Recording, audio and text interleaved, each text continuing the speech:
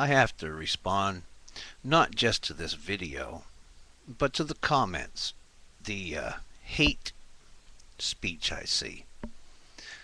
Well, I don't really care what the haters have to say because they are not going to emotionally elicit a response out of me anymore because they're as consequential to me as a fart in a 60-mile-an-hour wind. Your words, your actions, nothing about you deserves any merit at all. So you're of no consequence. You just better be glad, those of you who unequivocally support the atrocities of this Zionist regime, you better thank that you have Palestinians there. Because both you and, well, excuse me, no, Zionists are not really of the 12 tribes of Judea, as we've come to actually know this now. So you're outsiders. And you're manipulating the Seminites, the actual descendants of the 12 tribes of Judea, as well as the other Seminites, the descendants from Abraham, Ishmael. All right. So just be glad they're there. And I've been reading up on some documents that were referred to me, and just be glad that some of our American presidents have been able to be manipulated and coerced under your threat of nuclear activities you would do. Now, concerning the wars, I've got to go back in time to Nam. Now, they make light of the Native Americans people, these haters on here, about how we lost. Well, I guess we're not as evil as you things are, who are quite willing to use germ warfare or any other means to destroy a life as well as your surrounding country, the land itself. Everything's being corrupted. It's just foul. Ergo, you're foul. And now we had Win the Hearts and the Minds. We had the Phoenix Project. We had the relocations. None of it worked. You can't win the hearts and minds of people by force or coercion.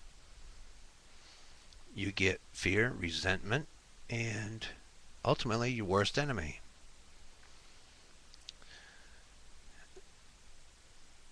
People are being swallowed into darkness by the events and the propaganda and the various methods of attack upon us on so many different levels. It's not just our flesh and blood, it's our spirituality, our psyche. Everything is being attacked. So that's why I made this little small video. I don't know how long I'm going to go into it or how much. But as somebody who went through the service, I can assure you, yes, the military breaks you down psychologically, or most people. Me, I was already, I didn't care about anything, so they couldn't touch me because I didn't care about anything. If you don't care about anything, how can they break what's not there? So I don't care if that's a little insight to you people or not about me. I'm willing to go home. So your threats will mean nothing to me. But I offer this information to bring insight into it, and all veterans from any branch can confirm this, especially from the past, because now it's become a little bit of a politically correct and more subtle of a erosion of morality by dehumanizing your enemy. See, if they're human, it's all right to kill them, right? It's just like the Zionists claim all Gentiles, anybody that is not of their blood, is inferior. We are subspecies. This is in your own words, Zionist, your own writings, your own verbal responses on film. You've condemned yourself. I don't have to condemn you. And you little toadies that blindly follow you, as well as your intelligence services, because you don't have just the Mossad. The ADL is part of it, as well as your infiltration of this nation's infrastructure. Yes, I know how extensively your software developers have infiltrated our country. I just would not capitulate to fear as the politicians have.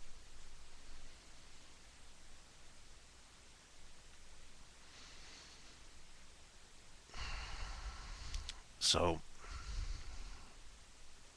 you've got my measure now. I have no fear of you. But I am going to continue to strive to bring awareness to not just your little foul endeavors, but the endeavors of your lackeys that you've put into emotion. Where now morality is a convenience and an inconvenience to you for us to have. There are certain principles one should hold and one should have and value and uphold those. Make your stand. Make your life about these virtues. There's nothing wrong in trying to be a noble person. There's nothing wrong with trying to be a noble soul. There's nothing wrong with wanting to help your fellow man out rather than to kill him. There are resources enough for everybody on the planet. They are just being misused and polluted